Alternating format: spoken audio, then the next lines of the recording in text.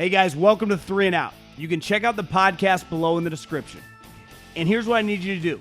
Make sure you subscribe to the Volumes YouTube channel to stay up to date to everything we're doing here on 3 and Out and the Volume. What is going on, everybody? John Middlekauff, 3 and Out podcast. Up and at 'em again. Just finished watching. I think there's a couple minutes left, but Adrian Peterson just put in a little nail in the coffin against the Rams. The Titans get a big win in Los Angeles, and really, let's face it, kick their ass. Have a couple thoughts on the Titans. Then a lot happened today. I have to take a major L. I know Coward does where he was right and where he was wrong. I don't do specific segments on this podcast. I guess we do one with Stuckey every week, and for those of you that have been listening for a while, what we're going to do now is Stuckey is going to be its own podcast on the weekend, exclusively on the 3 and Out podcast on Saturday, gets shared with Colin's feed. On Sunday, you got to make sure to subscribe to the 3 and Out podcast. So the Stuckeys get moved to the weekend. We'll be doing that moving forward. But I got to take a major L on someone that I've talked a lot, and I mean a ton of shit about. So listen, if I'm going to give it, most of the media, they can give it, but they can't take it. I got no problem taking it. I've been I can take L's, and I can admit when I'm wrong, because listen, it's obvious, and I was pretty wrong on this one. Baker Mayfield and the Cleveland Browns, kicked the Bengals' butt. I'm old enough to remember when we all thought the Bengals were good. Then you lose the Jets. You get curb stomped by the Browns. Not ideal. The Cowboys, something weird happened today. I allow, like most teams are not going to go 17-0. If you go 12-5, a couple of those losses are going to be bad. So I'm not going to freak out too much. At John Middlekauff is my Instagram. We do the Middlekauff mailbag every Tuesday and Friday. So slide up in those. I saw a lot of DMs in there, which I will get to when I record tomorrow for Tuesday. But let's just start with the Sunday night game. And I think it's just human nature. The guys that get the most credit in the NFL that aren't Super Bowl champions are offensive coaches. We love getting on our knees, giving reach arounds to guys that call plays. Just the way the thing works. We're obsessed with it. Kyle Shanahan was anointed a couple years ago. LaFleur, McVay, obviously the older coaches that call plays, Sean Payton, Andy Reid. You just get more credit when you're a play caller. And definitely offensively, even more than defensively. Just the way it works. Offense sells tickets. It's what the league revolves around now. Quarterback play. We love talking about offense. Look at college. No different. Lincoln Riley gets a ton of credit. Ryan Day gets a lot of credit for, scoring points, dialing up plays, being the guy on the sideline with the laminated play sheet. Woo, woo, woo! Scoring points, baby! That's what we're trying to do. And listen, rightfully so. It is impressive to be the head coach and an offensive play caller on a good team. But for whatever reason, this guy is really famous. He was a team captain on a squad that, I don't know, won several Super Bowls. He was taught as a player by a guy named Bill Belichick. He's buddies with Tom Brady. He became an assistant coach. Then he became a head coach. And for whatever reason, we do not put him on a pedestal like we do with a lot of the offensive coaches. But all Mike Vrabel does is win. He's 18-7 in his last 2 years. And 3 years ago, he went 9-7 and then proceeded to win multiple playoff games on the road. He officially ended the Belichick-Brady dynasty. He then the following week goes on the road to the Baltimore Ravens and runs the ball down their throat. But this year at 7-2, to me, is obviously the AFC is kind of in shambles right now. A bunch of teams lost today. They have the best record in the AFC. Now, we got a long way to go, but it's pretty clear, they're a playoff team. The Tennessee Titans are going to the playoffs for 3 straight years. All the guy does is win football games. But this year specifically, he did a couple things. One, he lost his offensive coordinator this offseason. And, he inherited Arthur Smith. Now, Arthur Smith, when he took over the job, wasn't his offensive coordinator. He just kept him on the staff. He actually brought LaFleur And then LaFleur was a one and done because he became the Packer head coach. And the last 2 years, Arthur Smith, who was a dynamic play caller for him, got a head coaching job. What did he do? He made Todd Downing his offensive coordinator. Like, part of being a head coach is more than calling plays or scheming. It's hiring your staff. And so far, Mike Vrabel hired LaFleur, boom, head coach for the Green Bay Packers, has done a pretty damn good job. Arthur Smith, boom. The Atlanta Falcons actually aren't terrible. Then he takes Todd Downing, who I had a front row seat for, who was the offensive coordinator for the Raiders in 2016 or 17. And it was an abomination. He had filled in for Bill Musgrave, and he was immediately fired with Jack Del Rio, and obviously Gruden came in. But it was a disaster. The offense was a joke. Well, I'm watching Todd Downing now work for Mike Vrabel. He's good. He's really good. And you could go, well, John, anyone would be good without Derrick Henry. And I go, yeah, true. You just call run plays to Derrick Henry. Outside zone right, outside zone left. Inside zone, outside zone, throw to, your two sweet wide receivers. But I watched him tonight with Derrick Henry nowhere to be found because he has a broken foot. Take Adrian Peterson, take other random running backs, make Tannehill look good, and they're good. Like, their offense is just good. They are a well-run team. And to me, it's Mike Vrabel. Now, I've known John Robinson, the GM, since I was a GA at Fresno State. He used to work for the Patriots. Those two guys make a pretty fucking good tandem. Like, the Tennessee Titans are for real. They just went on the road in LA and beat the living you-know-what out of the Rams. That was an old-school ass-kicking. Now, there are some bad calls, and people are like, oh, the refs. Listen, if you watch football all weekend long, college and pros, referees are incompetent. So it's always going to be the case. They are terrible. It is the only job beside politicians where you can be incompetent and keep your job. Most of us in the private sector, if we're incompetent, we either lose our business or we get fired. Yet the referees are terrible. But that game wasn't dictated by the referees. That game was dictated by Mike Vrabel, taking Sean McVay out behind the woodshed. And they're now 7-2. And like I said, he wins a lot more than he loses. I owe Kliff Kingsbury an apology because I've talked a lot of shit over the years about Kingsbury, about his offensive scheme, and about the Arizona Cardinals. But when your star quarterback, who's an MVP candidate, has a banged-up ankle and can't play in a road game, and you roll out Colt McCoy, who's 35 years old, while you're also missing your number one wide receiver and star player, DeAndre Hopkins, A.J. Green, who has been really good for them this year, you lose a running back early in the game, Edmonds, who's been really also all season long excellent for them, and you say to Kyle Shanahan, I'm going to bend you over and kick the living you-know-what out of you. Kliff Kingsbury clowned the 49ers today. And Kliff Kingsbury has really been excellent all season long. And I said I didn't think it was going to work. I didn't think they'd be a good team. I didn't think that they would make the playoffs. Well, they're 8-1. They're going to the playoffs. Because with at 8-1, right, 9 games in, you have 7 left. Well, they could go 2-5 the rest of the season, and they'd still get to 11 games. Like, they're a playoff team. Now, are they going to win the division? They clearly have a lead. They've already beat the Rams. Like, they're in clear control. Here's where I also give Kliff a lot of credit. And not that he had the juice or whatever, but they have a good, like, Steve Keim is the general manager. He's really good at his job. And he's put together a team with a ton of talent. And Kliff, Vance Joseph, has been good this season. Another guy that I've talked a lot of crap about. They thoroughly outcoached the 49ers today. It was not even a contest. It was not a fair fight. And it'd be one thing if they were fully healthy, you just go, they had better players. But they were kicking their ass with Colt McCoy and James Conner. Like, James Conner and Eno Benjamin had a touchdown. So Kliff Kingsbury constantly called plays today that easily hit. Guys were wide open.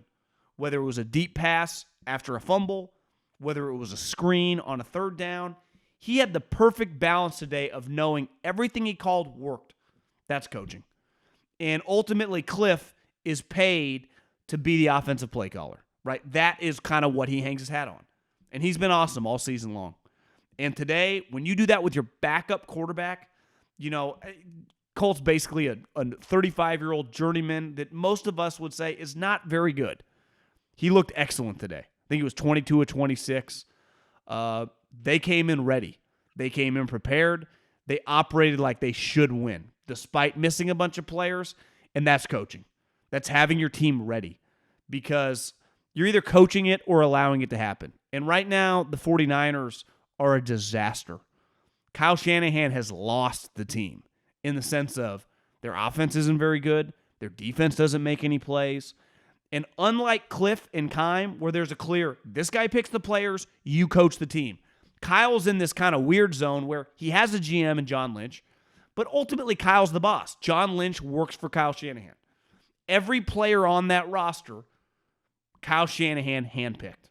There is not a guy that plays or is on the team that Kyle Shanahan did not want. That's not how it works in Arizona. The scouting staff picks the players, and Kliff coaches them, obviously beside Kyler Murray. Though, as Steve Keim has been on record, he supported the pick. But the reason Kyler Murray's on the team is because Kliff Kingsbury wanted him. And it's been impressive. Now their team is really talented. Their defense is very physical. It's very fast. It's just a well-coached team. And as someone who said over and over that they would never get it done, that they would never make the playoffs, that they could never compete in this division, seriously, I was wrong. I was really wrong, because they were on a completely different level than the 49ers today. And when you're able to do that with backups, I tip my hat to you. Obviously, when they're healthy, like they're good. Like they were playing with teams last year. Their problem last year was they would play up to opponents. It's why they played pretty well against Seattle and LA, right? They beat those two teams last year. I guess they didn't beat LA, but they beat Seattle in that famous game where DK, chased down Budda Baker. Or maybe they lost that game. But either way, they could get up for opponents, but they would also lose to terrible teams. This year you go, this is a real team. This team is well prepared.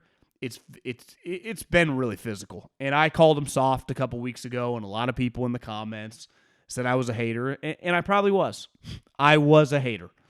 And my haterade, I need to swallow it, and I don't hate them because I respect them. And Kliff's doing a really good job. And the Arizona Cardinals, are in position to get the top seed right now. Now, it's still got a long way to go, but they're in the playoffs. If we could do the little Z, like in baseball when you put the Z next to the name in the standings, you might as well do that right now. Because statistically, it'd basically be impossible for them not to be a wild card team. And really, when you look at the Rams, I don't see why they can't win the division.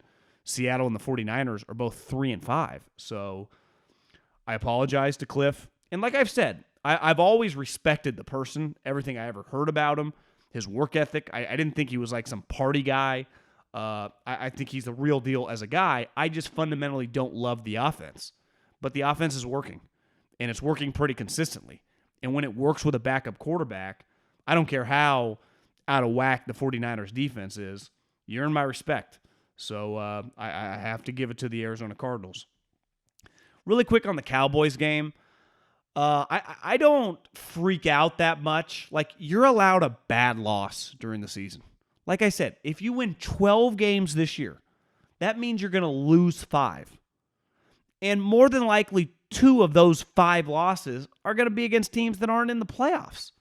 Right? You're going to lose a couple tight games, potentially to other good teams. Just the nature of the sport, right? And you're going to have a loss. The Bills had one today. You're allowed to lose, Now, in the heat of the moment, when you watch the game, Vic Fangio punked Kellen Moore. I think the score at one point in time today was 27-0. I know, the Cowboys ended up scoring 16 points, but they scored 16 points in the fourth quarter. You talk about garbage, hollow points and yards. That's what that was. They got destroyed. And, I think sometimes, like last week, they had this insane emotional win, right? Sunday Night Football, they play their backup quarterback, and they beat the Vikings, who, as you saw today, like the Vikings, I don't know what their record's going to be when the season ends, but they are a very, very tough out. Like they might be a team that goes 7-10, but 13 of their games are, a tight game in the fourth quarter. It feels like they're in every game I watch. Now they end up losing a lot of them for whatever reason, as they did to the Ravens, but the Cowboys found a way to win, and we all just went, that was incredible. You win a game with Cooper Rush. Cooper Rush throws a game-winning touchdown to Amari Cooper, and then it just, watching today, just they were flat. They weren't very good. Dak was bad. Like, they were just off. And I know everyone's crushing Diggs, because clearly they go at him a lot. And I have been getting DMs all season long. Like, is he overrated because he makes a bunch of picks? And I said, listen, if you're getting smoked and you give up some big plays, but you create an interception every game, I can live with the big plays, especially if you had several pick sixes. Now, if you're not creating turnovers and you're giving up big plays, then you become a liability. So the games where he's giving up plays and not picking the ball off, it's not going to pencil on the ledger, right? It's going to be more of a liability than an asset. But earlier in the season, when he was creating turnovers at the rate in which he was creating turnovers, I can live with some giving up some plays. Today, not great. Now, did I expect the Broncos to play like that? No, I did not. I think it's fair to say, and this is what's kind of great about sports, you never truly know what's coming. Because not a soul would have thought that the Broncos would go into Dallas and beat the crap out of them. Just like not a soul would have thought that the Bills and the Jags would be tied at 6 in the fourth quarter. We don't see this coming. Now, part of that is what makes the NFL really cool, right? This season is wide open. Wide open. I think like 15 teams can win the Super Bowl. If you just get into the playoffs this year, you have a chance. Now, like the Cowboys, I give the Bills, okay, you're allowed to lose. Now, do you want to lose to the Jags? Do you want to lose to Urban Meyer? Of course not. Do you want to score 6 points against a team that's probably going to win 3 or 4 games? It's a bad look. But these are humans. I actually think it's more understandable to go and play a team with a terrible record and lay an egg. I've been saying this for years.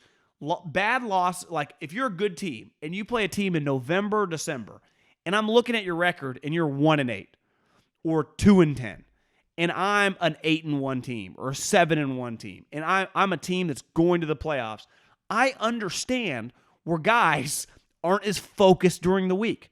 I would get, now listen, it drives coaches nuts. They hammer it home. But I understand the Buffalo Bills players, some of them probably not taking the game as serious as if they were going to play the Chiefs or the Patriots or the Steelers or the Rams, right? It's easy. The tape doesn't lie. What do they say? The eye in the sky doesn't lie.